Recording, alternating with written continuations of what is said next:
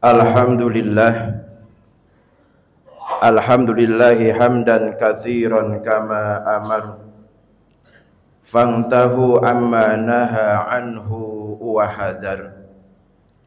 Ashhadu an la ilaha illallahul wahidul qahhar, wa ashhadu anna Muhammadan abduhu wa rasuluh sayyidul khalaiqi wal bashar. Salatullah wassalamullah ala habibina wa syafi'ina wa karimina wa maulana Muhammadin sallallahu alaihi wasallam wa ala alihi wa ashabihi wa man tabi'ahum bi ihsan ila yaumil ba'thi wan nusur. Ayuhal hadirun, duyufullah, duyufur rahman, ittaqullah, ittaqullah, ittaqullaha haqqa tuqatih, la'allakum turhamun, la'allakum tuflihun. Innallaha qala ta'ala fi kitabihil aziz, a'udzu billahi samiil alim minasy syaithanir rajim. Alladzina yadhunnuna annahum mulaqu rabbihim wa annahum ilaihi raji'un. Wa qala Rasulullah sallallahu alaihi wassalam an Ibnu Abbas radhiyallahu anhuma qala qala Rasulullah sallallahu alaihi wassalam igtanim khamsan qabla khamsin. Al hadis akhrajahu Imam Hakim. Shadaqallahul azim wa sadaqa Rasulullah sallallahu alaihi wassalam wa nahnu ala dzalika minasyahidina wasyakirin walhamdulillahi rabbil alamin. Duyufullah, para tamu Allah, duyufur rahman, para tamu kekasih Allah. Jumat hari ini, Jumat terakhir di bulan Jumadil Akhir. Insyaallah sesuai dengan harapan dan doa kita, Allahumma barik lana fi Rajab wa Sya'ban wa balighna Ramadan. Mudah-mudahan Allah memberikan umur panjang dan manfaat kepada kita sehingga kita bisa berjumpa dengan bulan yang agung, bulan yang mulia, bulan Ramadan. Tentu harapan kita kepada Allah Subhanahu wa taala, mudah-mudahan iman, Islam, keikhlasan, istiqomah di dalam dinul Islam bisa kita bawa sampai menghadap Allah Subhanahu wa taala. Kaum muslimin rahimani wa rahimakumullah. Salah seorang pemuda datang kepada Rasulullah sallallahu alaihi wasallam yang tujuannya minta nasihat daripada baginda tercinta Muhammad sallallahu alaihi wasallam perihal kehidupan yang akan ditempuh oleh anak muda itu. Maka baginda Rasulullah sallallahu alaihi wasallam memberikan nasihat kepada pemuda itu. Dan hadis ini sangat populer, disampaikan oleh Ibnu Abbas radhiyallahu anhuma, riwayat Imam Al-Hakim. Apa kata Rasul? Igtanim khamsan qabla khamsin. Kata Rasul, wahai anak muda, wahai umatku, untuk kita jaga dan manfaatkan 5 keadaan sebelum datang 5 keadaan.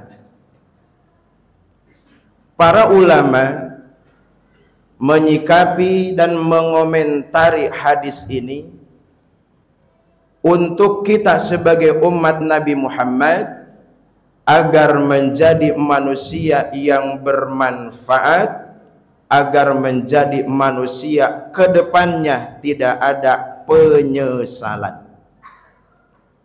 Yang pertama kata Rasul, syababaka qabla haramika. Wahai anak muda, wahai umatku, manfaatkan masa mudamu sebelum masa tua datang.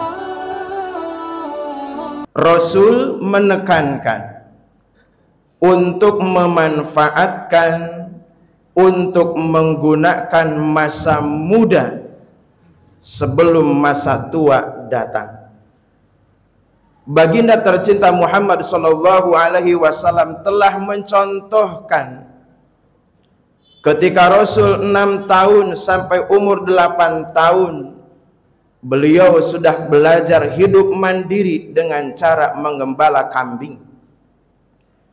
Ketika beliau umur 8 tahun sampai umur 12 tahun beliau sudah belajar berdagang. Berdagang bukan hanya antar wilayah, tapi Rasul sudah belajar dagang antar negara. Ketika Rasul umur 12 tahun sampai umur 25 tahun, Rasul sudah menguasai perdagangan jazirah Arab dengan modal Sayyidah Khadijah yang menjadi istri beliau. Puncak Rasulullah Shallallahu Alaihi Wasallam dalam berniaga, berbisnisnya sampai umur 40 tahun. Ini terbukti hasil daripada Rasulullah Shallallahu Alaihi Wasallam memanfaatkan masa mudanya dengan bekal yang begitu luar biasa, dengan kejujuran, dengan keadilan, dengan sifat amanahnya, dengan sifat patonahnya. Maka seluruh jazirah Arab mengenal atas kegigihan, atas semangat baginda tercinta Muhammad sallallahu alaihi wasallam. Ini pelajaran untuk diri kita, khusus anak muda.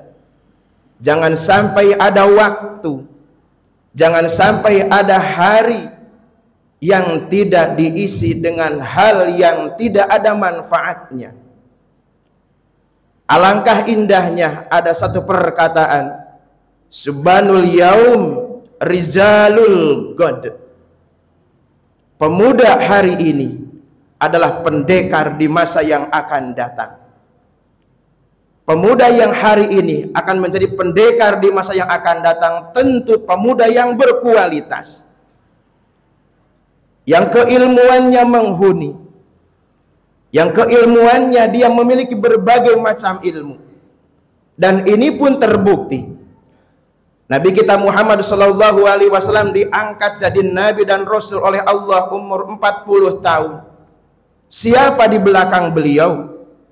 Ternyata di belakang Nabi kita Muhammad sallallahu alaihi wasallam ada anak muda yang hebat dalam keyakinannya, hebat dalam keilmuannya, hebat dalam perjuangannya. Di antaranya Abu Bakar As-Siddiq. Kemanapun Rasul berada, dimanapun Rasul berada, kemanapun Rasul pergi, maka di situ pasti ada Abu Bakar As-Siddiq. Rasul dengan Abu Bakar As-Siddiq selisih umur kurang lebih 3 tahun, lebih tua Rasulullah Shallallahu Alaihi Wasallam.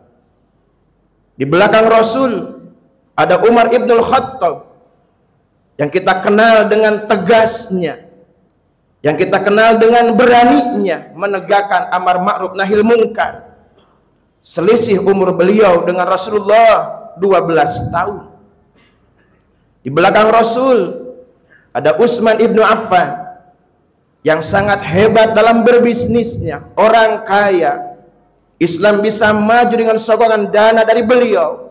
Selisih umurnya kurang lebih 6 tahun. Di belakang Rasul ada Ali karamallahu wajhah yang sangat alim, hebat dalam keilmuannya. Beliau dengan Rasul selisih kurang lebih 25 tahun. Terbukti anak muda sangat berperan penting dalam kemajuan dinul Islam. Anak muda sangat menentukan kemajuan negaranya. Anak muda sangat menentukan kemajuan keluarganya.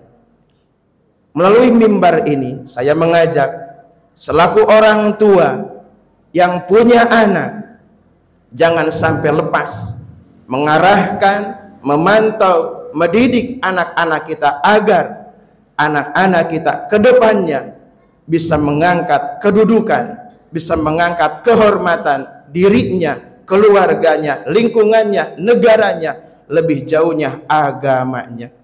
Kaum muslimin rahimani wa rahimakumullah, khairun nas anfa'uhum linnas, kata Rasul, sebaik-baik manusia adalah manusia yang memberikan manfaat untuk dirinya, manfaat lingkungannya, manfaat negaranya, manfaat agamanya.